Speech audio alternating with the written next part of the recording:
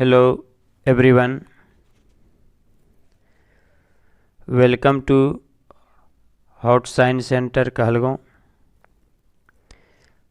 आज का टॉपिक है सेफ्टी माचिस। सेफ्टी माचिस के संबंध में जानना है। दिया सलाई है क्या?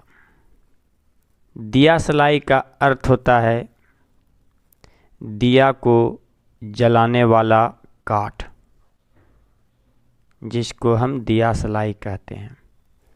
माचिस में जो काठ रहता है उसी का नाम है दिया सलाई।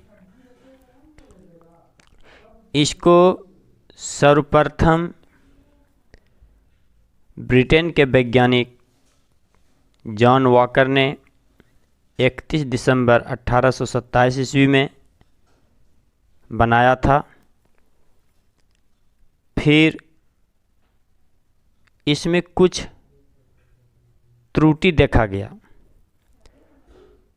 त्रुटि यही था कि जब घर्षण करते थे तो उसके बाद गंधक सल्फर जो है एक विषैला गैस प्राप्त करता था एवं चिंगारी भी उत्पन्न होता था, तो हमारे स्वास्थ्य के लिए खतरा था। तब इसको सेफ्टी माचिस बनाने के लिए कुछ सुधार किया गया। सुधार जो किया तो सेफ्टी माचिस बनाने के लिए फर्स्ट टाइम आयन बैंकर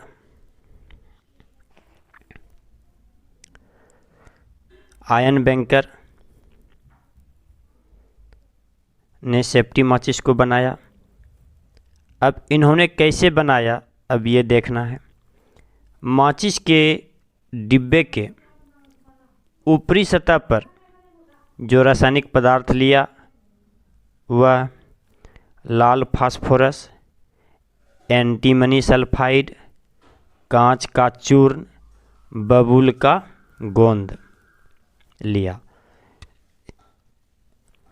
तो लाल फास्फोरस, एंटीमनी सल्फाइड एवं कांच के चूर्ण को मिलाकर एक पेस्ट बनाया और बबूल के गोंद की सहायता से डिब्बे की ऊपरी सतह पर चिपकाया।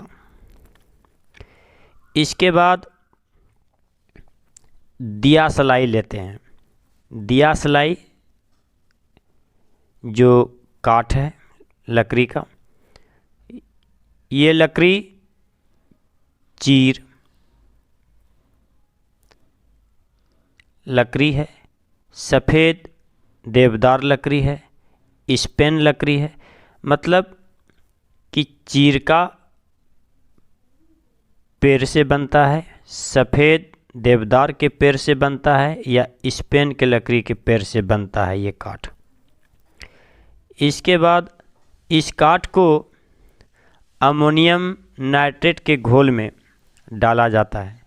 अमोनियम नाइट्रेट के घोल में इसलिए डाला जाता है क्योंकि जब काठ के ऊपरी सिरा के रासायनिक पदार्थ को जलने के बाद काठ में आग पकड़े रहे, इसीलिए अमोनियम नाइट्रेट के घोल में डाला जाता है काठ को। पुनः इसे बाहर निकालकर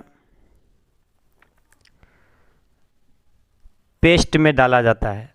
अब वो काठ के ऊपरी सिरा पर जो पेस्ट किया गया है